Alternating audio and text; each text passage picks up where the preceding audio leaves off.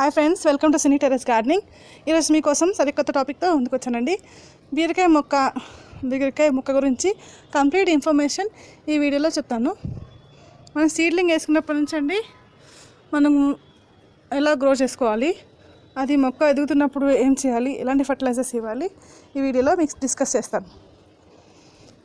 మనం సీడ్లింగ్ వేసుకున్నప్పుడు విత్తనాన్ని మనం కోకోపీట్లో వేసుకుంటే ఈజీగా జర్మినేట్ అవుతుందండి.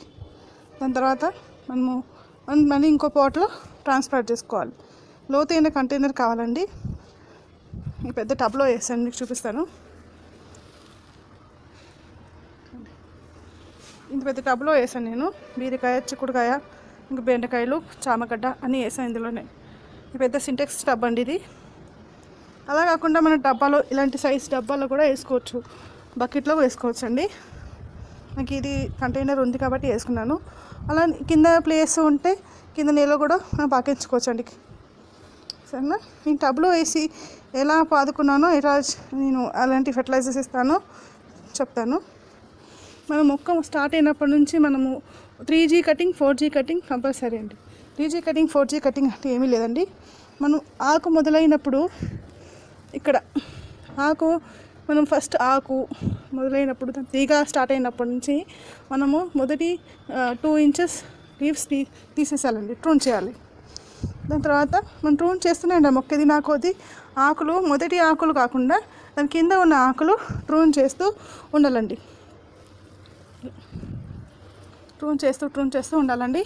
ఆకులు కూడా ఎప్పటికప్పుడు ఇలా వాడిపోయిన ఆకులు, ఇలా ఫస్ట్ మనం కొద్దికి వచ్చేటివి చాలా పెస్ట్ పడుతుంది, చీమలు కూడా ఎక్కువ పడతాయండి.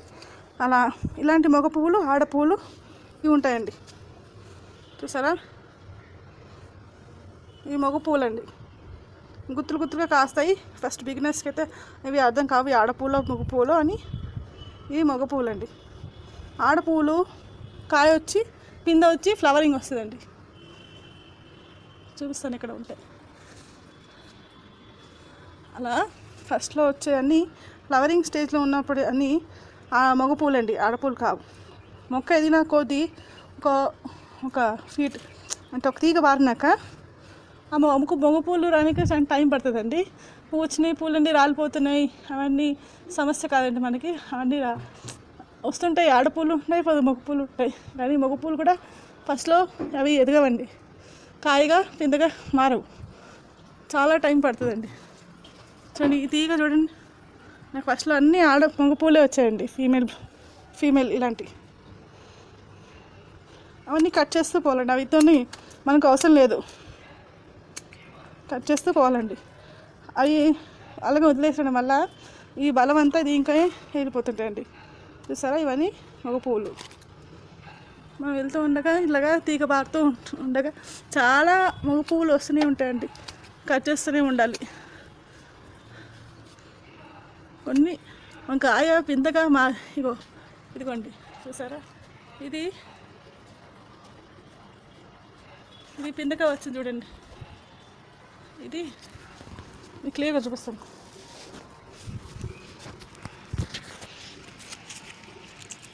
ఇదిగోండి, ఇది మగ పువ్వులండి, ఆడపువ్వులండి, ఆడ పువ్వులు పిందగా మారి కాయగా మారుతాయండి. ఇక్కడ నుంచి గుర్తుపెట్టుకోవాలి. చూసారా? మగ పూలు కూడా కొన్ని వదిలేసేయాలండి మనము, ఎందుకంటే పాలినేషన్ జరగడానికి ఉంటుందండి. చూడండి, నాకు ఫస్ట్ క్రాప్ అండి ఇది. చూడండి, కాయ 3 కాయలు కాస్తాయండి ఒక తీగకి. సైజ్ చూసారా? ఇంత లావు ఉంది, చూసారా? నాకు వీడియో కోసం నేను తెంపలేదని, కోయలేదు. ఫస్ట్ క్రాప్ ఇది నాకు.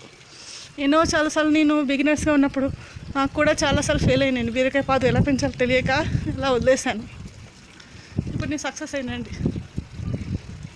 అలా మనము ఫస్ట్ నేర్చుకుంటూ పోతే మనకి ఆ అనుభవం నేర్పుతుందండి. ఈ లీవ్స్ ఇలా కట్ చేయాలి, ట్రూన్ చేస్తూ ఉంటే మనకి ఇలా ఫలితాన్ని ఆశిస్తాము అని ఫస్ట్లో ఎవరికి తెలియదండి. ఫస్ట్లో అన్నీ ఇగోండి, ఇది కూడా మగ పువ్వు అండి, వాడిపోయింది. కొన్నిటికి బలం సరిపోక ఇలా వాడిపోతూ ఉంటాయి, చీమలు తినేస్తూ ఉంటాయి. అప్పుడు మనం అవి కట్ చేస్తూ ఉండాలండి. చూడండి, ఇలా కటింగ్ ద్వారా అన్నీ ఇలా కట్ చేసుకోవాలండి. ఇలాంటి కుత్తులు కుత్తులు వచ్చేవన్నీ ఆడ పువ్వులు, మగ పువ్వులండి. అది కట్ చేసినప్పుడల్లా తీగ ఇంకా ముందుకు సాగుతుందండి. చూసారు, అదో ఇంకో కాయ కోతులు తినేసాయండి. మొన్న వచ్చి మంచిగా 3 కాయలు వచ్చాయి అనుకుంటే ఆ కాయ కోత తినేసిందండి. చూసారా, ఈ సీడ్లింగ్ కోసం వదిలేసానండి ఈ కాయని. ఇలాంటి ఫర్టిలైజర్ కోసం మాట్లాడుకుంటే మనం ఫర్టిలైజర్ నేను బియ్యం కడిగిన నీళ్ళు, పప్పు కడిగిన నీళ్ళని పోస్తుంటానండి. ఫస్ట్ వర్మీ కంపోస్ట్ ఇస్తున్నాను. వీక్లీ 15 డేస్కి ఒకసారి ఇట్లా వర్మీ కంపోస్ట్ ఇస్తుంటాను. ఇంకా గోమూత్రం చల్లుతాను. గోమూత్రం అది జీవామృతం తయారు చేసుకున్నాను, అది వేస్తుంటాను 15 డేస్కి ఒకసారి. ఇంకా ఇవన్నీ చీమలు పట్టినప్పుడల్లా, ఆకులు ముడత వచ్చినప్పుడల్లా, ఇలా ఆకు తేడా కనిపించినప్పుడల్లా కట్ చేస్తూ ఉండాలండి, ట్రూన్ చేస్తూ ఉండాలి. చీమలు బాగా పడతాయండి బీరకాయ మొక్కకి. చీమలు రాకుండా మనం దాల్చిన చెక్క, పసుపు నీళ్ళలో కలుపుకొని ఈ మొక్క చుట్టూ వేయాలండి. అప్పుడు చీమలు బాగా తగ్గిపోతాయండి.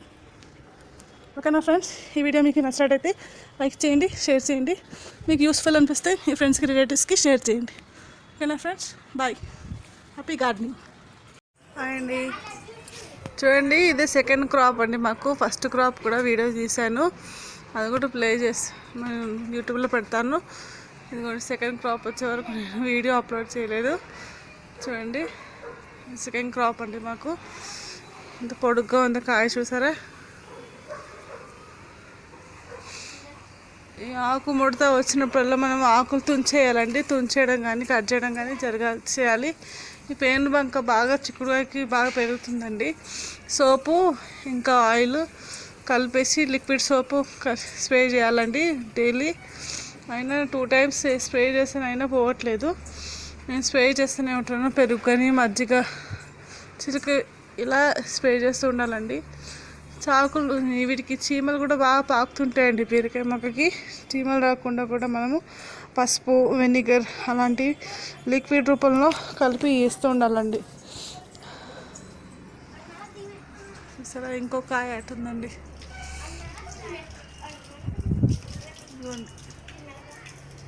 ఇంకో కాయ చూసారా, కాయ పాదు అక్కడ వెళ్ళిపోతుందండి. ఒకటే మొక్క అండి, మొక్కకి ఒకటే మొక్క 2 భాగాలు డివైడ్ అయ్యి పెరుగుతుందండి బీరకాయ మొక్క. అది మంచి విత్తనం అండి, దేశీ విత్తనం అయితేనే ఇలా పెరుగుతాయండి. మన హైబ్రిడ్ అయితే పెరగవండి ఇలాగా. చూడండి, చీమలు ఇలా వాకుతున్నప్పుడు మనము పెరుగు మజ్జిగ స్ప్రే చేస్తూ ఉండాలండి కాయకి.